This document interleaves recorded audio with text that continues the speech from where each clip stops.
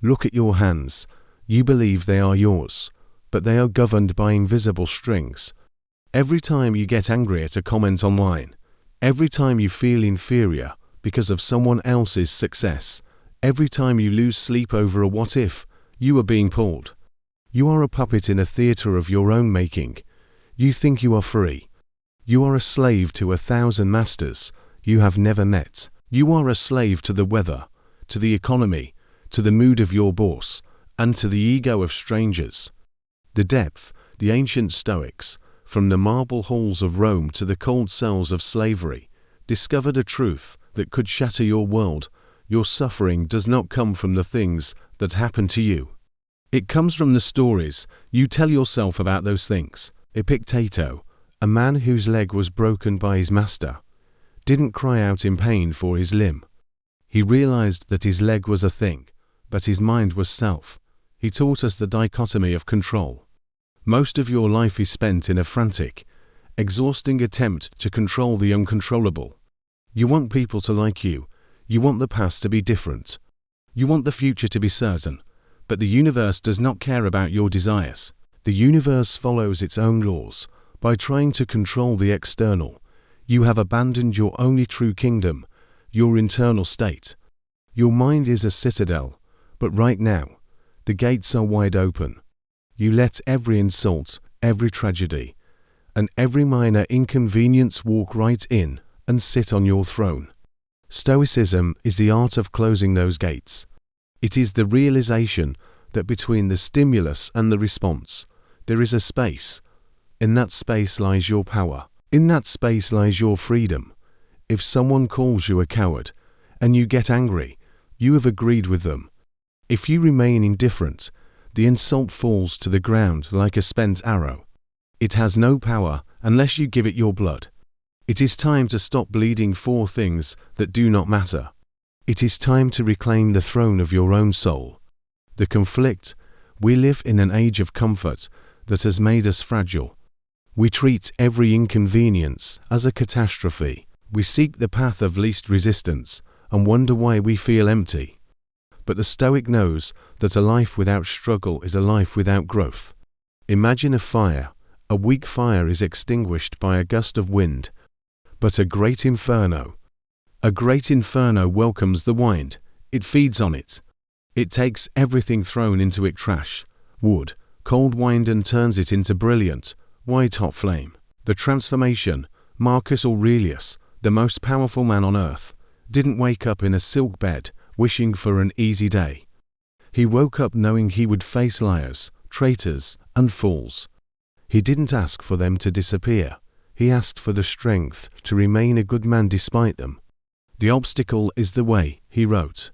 This is not just a slogan. It is a mental alchemy. When you lose everything, the world sees a victim. The Stoic sees a person stripped of distractions, finally able to test their character. When you are rejected, the world sees failure. The Stoic sees a chance to practice humility and resilience. There is no such thing as a bad event for the person who knows how to use it. If you are standing in the rain, you can complain about the cold, or you can revel in the sensation of water on your skin. The rain is the same. The man is different. Do not pray for a life without storms. The sea doesn't get calm just because you are afraid. Instead, become a better sailor. Build a ship out of your discipline. Weave sails out of your courage. Every time life knocks you down, it is giving you a gift, the chance to see if you can get back up. The world will try to break you. It is its job. Your job is to be the anvil that outlasts the hammer. You are not a victim of your circumstances. You are the sculptor of your character. The hammer blows are not there to crush you. They are there to shape you into a masterpiece. The reality. Let's talk about the one thing you are trying to ignore. The one thing that makes all your worries look like dust. You are going to die, perhaps tomorrow, perhaps in 50 years. But the clock is ticking, and there is no pause button. Memento Mori.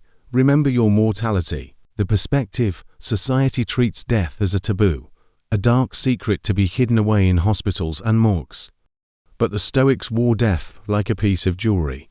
They kept it close, Why? Because death is the ultimate perspective. It is the filter that removes the bullshit from your life. Most of the things you're worrying about, your social media followers, the scratch on your car, the ego-driven arguments with your partner, will mean absolutely nothing on your deathbed. You act as if you have 1,000 years to live. You procrastinate on your dreams.